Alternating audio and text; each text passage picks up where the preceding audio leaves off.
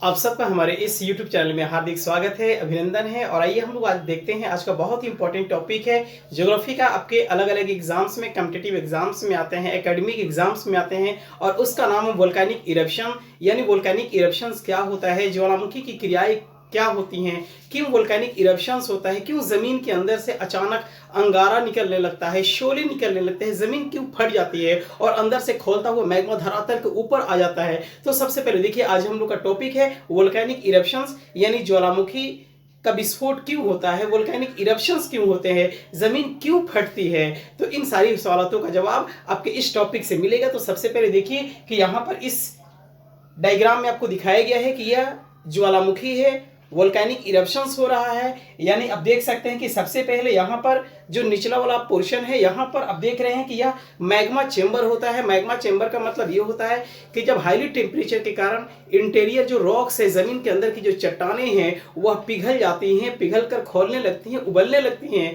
तो उसी पिघले हुए चट्टान को मैग्मा कहते हैं। जब वो जमीन के नीचे होता है तो वह मैग्मा कहते हैं। और चूंकि मैग्मा का भंडार ज्यादा होता है, इसलिए उसे मैग्मा चेंबर के नाम से जानते हैं। उसके बाद ये अंदर से यह जिस रास्ते से होकर निकल रहा है उसका नाम वेंट है। यानी वोल्केनिक इरप्शन जिस रास्ते से होकर निकलता है उसको वेंट कहते हैं। अब ऑलरेडी यहाँ पर देख सकते हैं। उसके बाद आप देख रहे हैं कि यह जो धरातल है इसको हम लोग प्लेट कहते हैं। अब देख सकते हैं कि यहाँ पर प्लेट है, यह हमारी पृथ्वी का धरातल है जिसको प्लेट के नाम से जानते हैं। और यहाँ से मैग्मा जो नीचे से बाहर ले जाने का काम करता है, इसका नाम है कन्वेक्शनल करंट। ये कन्वेक्शनल करंट है जो इसको अंदर से बाहर की ओर लेके जा रहा है। और यहाँ पर आप देख रहे हैं कि यह अंदर का इंटीरियर जो बहुत ज़्यादा एनर्जी है, वह इंटीरियर का एनर्जी, अंदर का एनर्जी है, वह मैग्मा के साथ बाहर निकलता है। उसी इरप्शंस को ज्वालामुखी का विस्फोट कहते हैं, वोल्केनिक इरप्शंस कहते हैं। ऑलरेडी देख सकते हैं कि यहाँ पर वोल्केनिक इरप्शंस लिखा हुआ है, यानी कि ज्वालामुखी का उद्भेदन हो रहा है। और उसके बाद जब ज्वालामुखी की क्रियाएं समाप्त हो जाती है तो उसके बाद आप देखेंगे कि इस तरह के एक आपको डोम शेप आकृति बनती है जिसको वोल्केनिक कोन कहते हैं, ज्वालामुखी शंकु कहते हैं। तो आइए सबसे पहले देखें कि ऐसा ये क्यों होता है। सबसे पहली बात तो ये है कि हम लोग जानते हैं कि यह हमारी अर्थ है, और अर्थ के मैंने बताया था कि 3 लेयर्स होते हैं। सबसे ये आउटर जो लेयर है, मोस्ट आउटर लेयर, इसको कहते हैं हम लोग क्रस्ट। ऑलरेडी देख सकते हैं कि यहाँ क्रस्ट है। उसके बाद ये जो बीच वाला लेयर है, इस बीच वाला लेयर को मेंटल कहते हैं। और सबसे अंदर वाला, सबसे केंद्रीय लेयर को हम लोग कोर कहते हैं। यानी इसको हम लोग सियाल भी कहते हैं, इसको साइमा भी कहते हैं, और इसको हम लोग मीफे भी कहते हैं। तो इस तरह से हमारी पृथ्वी का इंटीरियर यह जो है कि पार्ट्स होता है। अब रही बात कि ये सबसे बाहरी जो भाग है जिसको हम लोग क्रस्ट कहते हैं, यही क्रस्ट वास्तव में प्लेट कहलाता है। क्योंकि पृथ्वी का जो धरातल है वास्तव में प्लेटों से बना हुआ है। और नासा के मुताबिक, नासा का मतलब ये होता है नॉर्थ अमेरिकी स्पेस एजेंसी, यानी कि वहाँ की जो अंतरिक्ष अनुसंधान संस्थान है, तो उसके मुताबिक, नासा के मुताबिक पृथ्वी पर प्लेटों की कुल संख्या 100+ है। लेकिन जो मेजर प्लेट्स हैं, जो बड़े प्लेट्स हैं, उनकी कुल संख्या 7 है। और जो माइनर प्लेट है, छोटे प्लेट है, उनकी कुल संख्या 6 है। आप बिल्कुल देख सकते हैं कि मेजर और माइनर प्लेटें कौन कौन सी है। अब सबसे पहली बात तो ये है कि हम लोग देखते हैं कि ये प्लेट है। अब चूंकि इस प्लेट को मैं यहां पर आपके सामने ये बना रहा हूं, ये देखिए यह प्लेट है, और सपोज ये हमारा प्लेट है। और हम सब जानते हैं कि जब जमीन के नीचे जाते हैं, जैसे कि हम लोग जमीन के नीचे जाते हैं, धरातल से नीचे जाते हैं, तो जैसे जैसे गहराई बढ़ती है वैसे वैसे टेम्परेचर बढ़ता है। और जब टेम्परेचर बढ़ता है तो अंदर का टेम्परेचर इतना ज्यादा हो जाता है कि वह अंदर की चट्टानें पिघल जाती हैं। हम सब जानते हैं कि धरातल के नीचे प्रत्येक 32 मीटर की गहराई में जाने पर 1 डिग्री सेल्सियस तापमान बढ़ जाता है। और पृथ्वी के केंद्र में, यानी सेंटर में, जमीन के जो केंद्र है, वहां पर तापमान बढ़कर 6000 डिग्री सेल्सियस हो जाता है, 6000 डिग्री सेल्सियस हो जाता है यहाँ का टेम्परेचर बढ़कर।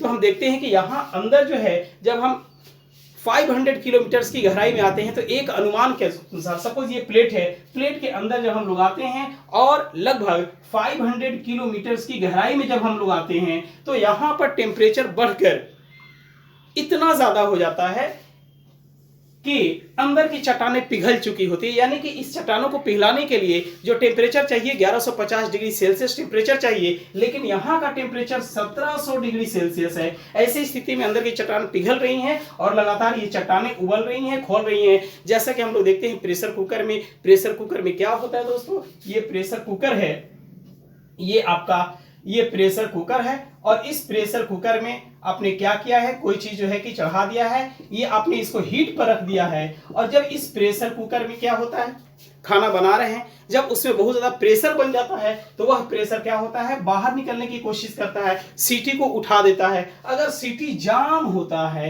तो अंदर की एनर्जी बाहर नहीं निकल पाती है। उस कंडीशन में इस प्रेशर कुकर को फाड़ देता है, इस प्रेशर कुकर को तोड़ देता है, यानी यहां पर एक्सप्लोजन हो जाता है, यहां पर विस्फोट हो जाता है। तो जैसे आपने देखा कि यहां पर एक प्रेशर की वजह से यह प्रेशर कुकर विस्फोट कर गया, फट गया। तो सोचिए कि जमीन के अंदर इतनी ज्यादा एनर्जी है कि यही एनर्जी बाहर निकलने की कोशिश करती है और इसी के बाद यह इस प्लेट को तोड़ देता है। प्लेट का मतलब यह है कि हमारा जो सरफेस है, धरातल है, वही धरातल, वही सरफेस वास्तव में प्लेट कहलाता है। तो यह प्लेट को तोड़कर बाहर निकलता है। अब चूंकि यहां पर क्या है, पिघले हुए चट्टान है। मैंने कहा पिघला हुआ चट्टान यही जो है, यही मैग्मा कहलाता है। और यही मैग्मा जब धरातल से ऊपर आ रहा है तो वह लावा बन जाता है। यानी कि जब तक जमीन के नीचे रहे पिघला हुआ चट्टान तो उसको मैग्मा, और जब धरातल से सरफेस से ऊपर आ जाए तो उसको लावा कहते हैं। जैसे ये लावा ऊपर बाहर आता है तो इस दौरान इस लावा में सबसे ज्यादा वाष्प होता है, सबसे ज्यादा वेपर होता है। उसके बाद विभिन्न प्रकार की गैसें होती है, जिसमें CO2 होता है, SO2 होता है यानी कार्बन डाइऑक्साइड, सल्फर डाइऑक्साइड, और रेडॉन गैसें होती है। रेडॉन एकमात्र ऐसी इनर्ट गैस है जो हमारी वायुमंडल में स्वतंत्र रूप से नहीं पाई जाती है, बल्कि यह जमीन के अंदर पाई जाती है। और जब जब वोल्केनिक इरप्शंस होता है तब तब यह जमीन के अंदर से ये बाहर निकलता है। तो इस तरह से आपने देखा कि अंदर इतना ज्यादा एनर्जी बनी हुई है कि यही एनर्जी बाहर निकलती है और उसी क्रिया को वोल्केनिक इरप्शंस कहते हैं। तो जमीन के अंदर से ये निकला, इस प्लेट को तोड़कर बाहर निकला। तो बाहर निकलने के बाद आप देख सकते हैं कि ये जो बाहर निकला इसी को लावा कहते हैं। और जब ये ऊपर निकला है तो अंदर का मटेरियल ऊपर ही नहीं रहेगा, बल्कि यह धरातल पर गिरेगा और गिरने के बाद जमा हो जाएगा। तो इस तरह से एक कोनिकल शेप बनेगा, जैसा कि आप फिगर में देख सकते हैं कि यहां पर एक कोनिकल शेप बना है। तो दोस्तों आपने देखा कि जमीन के अंदर से यह वोल्केनिक इरप्शंस क्यों होता।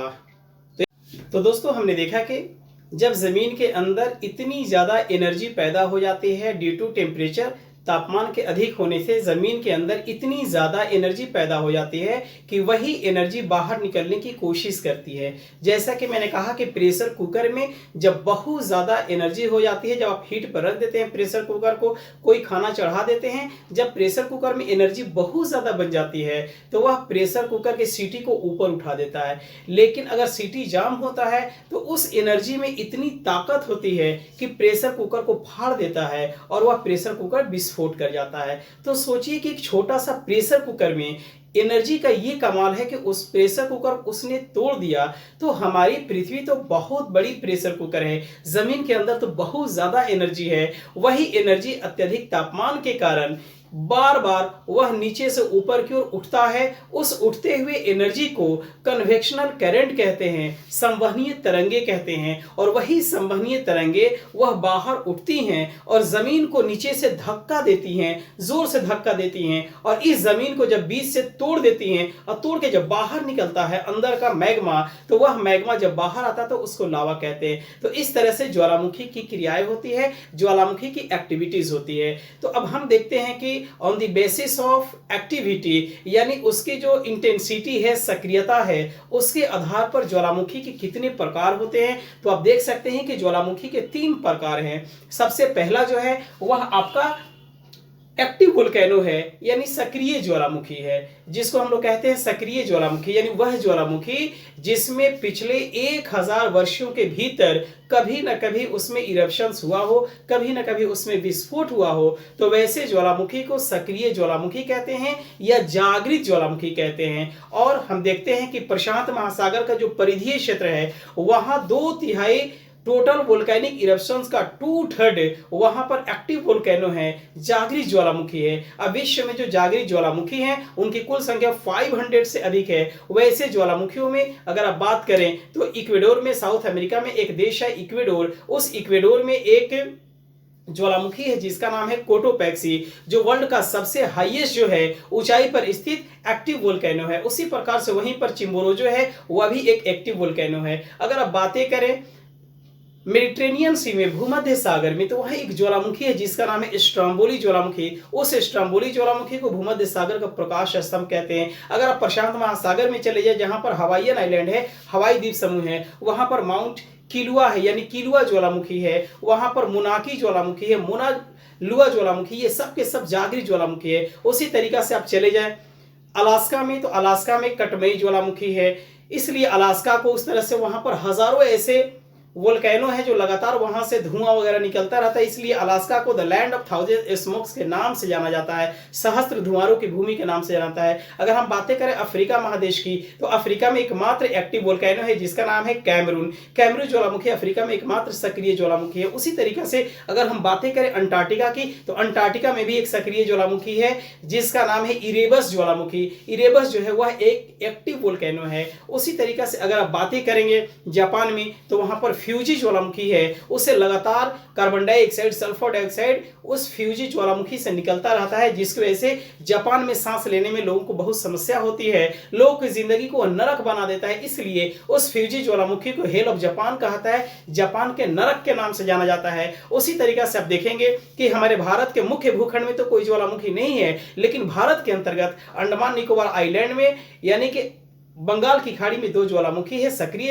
एक सक्रिय ज्वालामुखी है जिसका नाम है बैरन ज्वालामुखी। तो भारत के अंतर्गत सिर्फ एक ही सक्रिय ज्वालामुखी है जिसका नाम है बैरन ज्वालामुखी, जबकि एक दूसरा ज्वालामुखी वहां पर जो है अंडमान निकोबार द्वीप के पास ही, जिसका नाम है नारकोंडम, वह मृत ज्वालामुखी है। तो आप देखते हैं कि ये बैरन जो है एक सक्रिय ज्वालामुखी है। तो उसी तरीका से आप देखते हैं कि बहुत सारे एक्टिव वोल्केनोज हैं। लेकिन अगर हम बातें करें सेकंड नंबर में, तो ये सेकंड नंबर में आपका जो है कि डोरमोंट वोल्केनो है, जिसको कहते हैं सुषुप्त ज्वालामुखी। सुषुप्त ज्वालामुखी का मतलब ये होता है कि पिछले 10,000 वर्षों के भीतर अगर कभी भी उसमें, उस ज्वालामुखी में उद्भेदन हुआ हो, इरप्शंस हुआ हो, तो वैसे ज्वालामुखी को सुषुप्त ज्वालामुखी कहते हैं, सोया हुआ ज्वालामुखी कहते हैं। जैसा कि आप देखिएगा इटली में एक ज्वालामुखी है जिसका नाम है विसुवियस। विसुवियस एक सुषुप्त ज्वालामुखी है, सोया हुआ ज्वालामुखी है, डोरमोंट वोल्केनो है। लेकिन उसी इटली में अगर बातें कीजिएगा एटना का या वोल्केनियन का, तो वह जो ज्वालामुखी है वो जागृत ज्वालामुखी है। लेकिन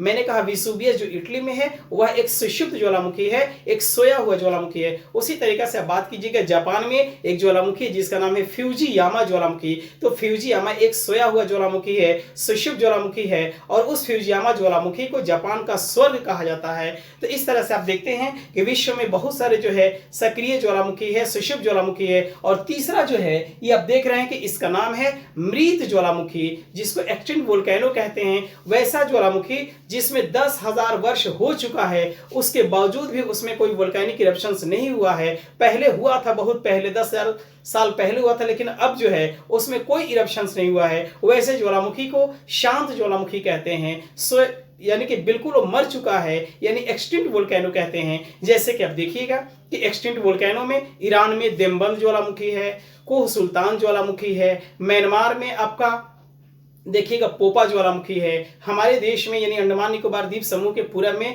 बंगाल की खाड़ी में नारकोंडम ज्वालामुखी है। तो ये जो ज्वालामुखियां हैं ये सब के सब मृत ज्वालामुखी है, यानी शांत हैं, यानी अब इसमें कोई भी प्रकार का, किसी भी प्रकार का इरप्शन होने की कोई संभावनाएं नहीं है। तो हम लोगों ने ये देखा कि 3 तरह के ज्वालामुखी, एक का नाम है जागृत ज्वालामुखी, दूसरे का नाम है सुषुप्त ज्वालामुखी, और तीसरे का नाम है मृत ज्वालामुखी। तो इस तरह से ये ज्वालामुखी आते हैं। अब चूंकि जहां पर प्लेटों का कमजोर भाग होता है, जहां पर वोल्केनिक इरप्शंस होते हैं या जहां पर भूकंप होता है, तो उस रीजन को टेक्टोनिक रीजन कहते हैं। उस रीजन को क्या कहते हैं? टेक्टोनिक रीजन कहते हैं। तो इस तरह से देखते हैं कि प्रशांत महासागर को जो परिधीय क्षेत्र है, पेरिफेरी रीजन और प्रशांत महासागर है, प्रशांत महासागर को रिंग ऑफ फायर कहते हैं। और ये जो ज्वालामुखी है, अगर ज्वालामुखी कहीं ना कहीं इसका एक्सप्लोजन न हो, अगर कहीं ना कहीं इसका इरप्शंस न हो, तो हमारी पृथ्वी ब्लास्ट कर जाएगी। इसलिए ज्वालामुखी को पृथ्वी का सुरक्षा बल्ब के नाम से जाना जाता है। अगर ज्वालामुखी नहीं होता तो हमारी पृथ्वी ब्लास्ट कर जाती। तो ज्वालामुखी का भी होना जरूरी है। लेकिन अगर यह ज्वालामुखी किसी आदिवासी क्षेत्र में विस्फोट होता है तो वहां भारी नुकसान होता है। यह एक प्राकृतिक घटनाएं हैं, आकस्मिक घटनाएं हैं, जिसके बारे में पता नहीं लगाया सकता है। तो हमने देखा आज इस महत्वपूर्ण ज्वालामुखी के बारे में। मिलते हैं नेक्स्ट वीडियो में बहुत ही खास टॉपिक के साथ। आज बस इतना ही। खुश रहिए, मुस्कुराते रहिए, लाइक और सब्सक्राइब करना बिल्कुल मत भूलिए। अपना ध्यान रखिए, ख्याल रखिए। जय हिंद, जय भारत। Thank you.